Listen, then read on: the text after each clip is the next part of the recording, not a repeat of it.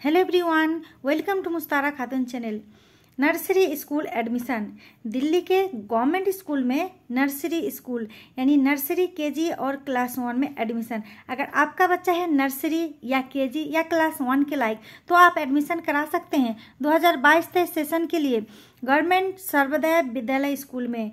और देखिए यहाँ पर बहुत ही अच्छी पढ़ाई होगी और बहुत ही अच्छा मौका है एडमिशन का। नर्सरी स्कूल में एडमिशन का गवर्नमेंट सर्वोदय विद्यालय स्कूल में यहाँ पर फॉर्म भरे जा रहे हैं। इससे पहले भी मैं बता चुकी हूँ फॉर्म कब से कब तक भरे जा रहे हैं।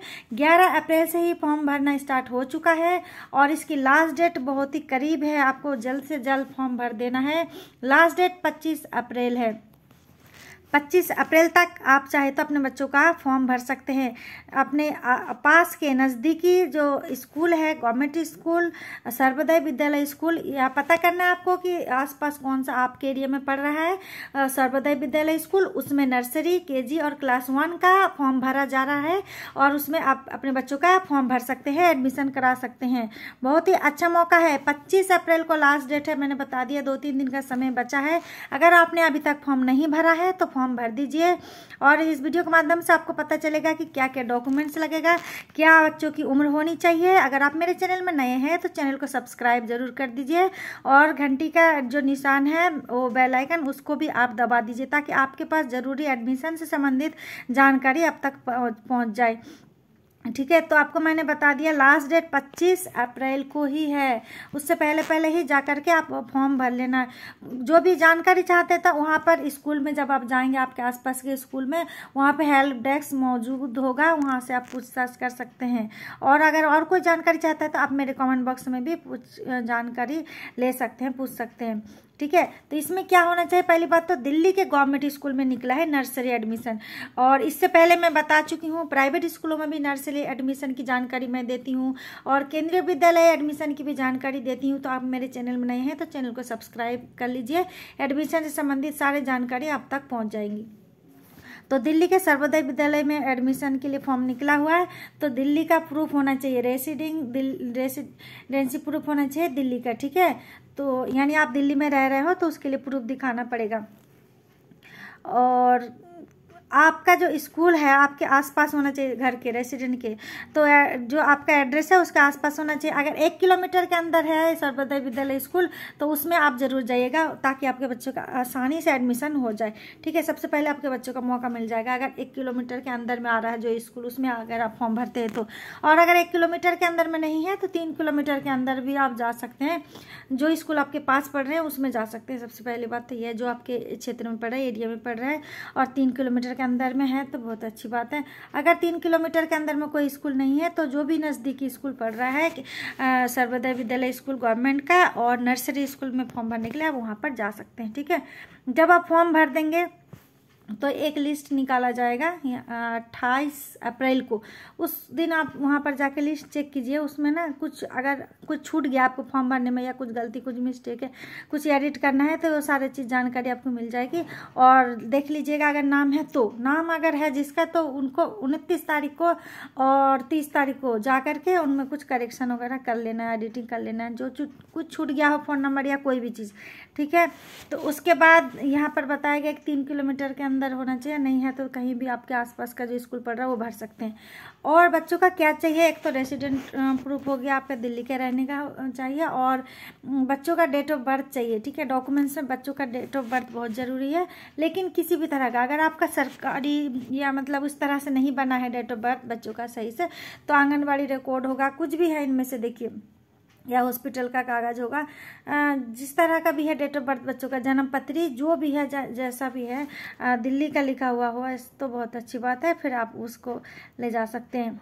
और 1 पासपोर्ट साइज फ़ोटो, बच्चों का पासपोर्ट साइज फ़ोटो चाहिए। ठीक है, और रेसिडेंट प्रूफ में क्या होना चाहिए, कम से कम कोई भी एक चीज़ हो, राशन कार्ड अगर हो या तो कुछ भी देखिए वोटर कार्ड वगैरह हो, बिल वगैरह बिजली का बिल हो, बैंक का कुछ पासबुक वगैरह हो, आधार कार्ड हो, कुछ भी आपके पास है इनमें से सब चीज़, तब उनमें से एक भी कुछ हो तो चलेगा।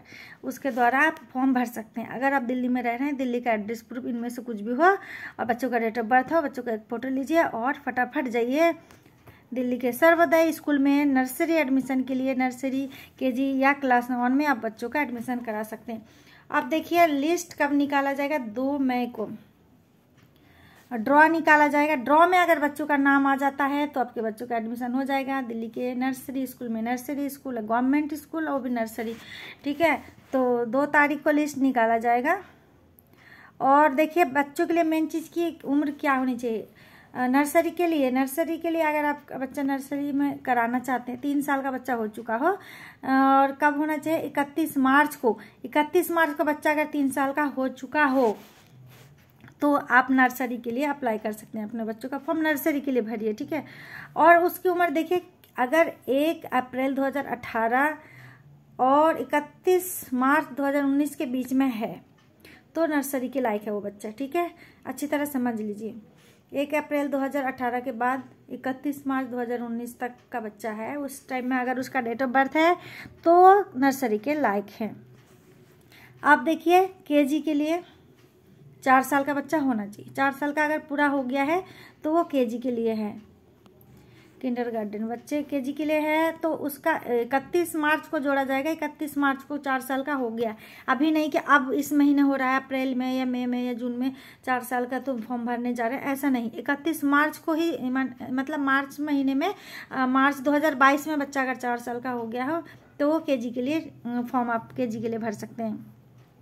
और उसमें 1 अप्रैल 2017 से 31 मार्च 2018 के बीच में अगर बच्चों का जन्म हुआ है तो वो केजी के लिए है, यहाँ पर डिटेल बता दिया गया है, ठीक है। और क्लास 1 के लिए बच्चा 5 साल का होना चाहिए। 5 साल का बच्चा पूरा हो चुका है 31 मार्च को तो वो क्लास 1 के लिए फॉर्म भर सकते हैं। ये वाला एज लिमिट केंद्रीय विद्यालय में इस बार चेंज कर दिया है। इस बार बताया गया है कि केंद्रीय विद्यालय में अगर आप एडमिशन कराना चाहते हैं तो क्लास 1 में कराना चाहते हैं तो बच्चा 6 साल का पूरा होना चाहिए, वो भी 31 मार्च तक। तो काफ़ी सारे बच्चों का इस बार फॉर्म नहीं भरा गया जो कि 6 साल पूरा नहीं हुआ था, कुछ महीना कम रह गया था। और वहाँ पर कोई मौका नहीं दिया गया, कुछ दिन कम ज़्यादा भी नहीं माना जा रहा है। लेकिन आप लोगों को देखिए सर्वोदय स्कूल में एक अच्छा मौका दिया जा रहा है, 30 दिन का छूट मिल सकता है। आप वहाँ पर बात करेंगे अंदर प्रिंसिपल से या जो भी बता सकते हैं कि कुछ दिन कम है या 30 दिन के अंदर का 15 दिन 20 दिन कुछ दिन कम है या ज़्यादा हो गया है बच्चा कुछ भी, तो ठीक है। 4 साल में मान लीजिए कुछ दिन कम है, 1 महीना या कुछ दिन कम है तो केजी के लायक बच्चा है।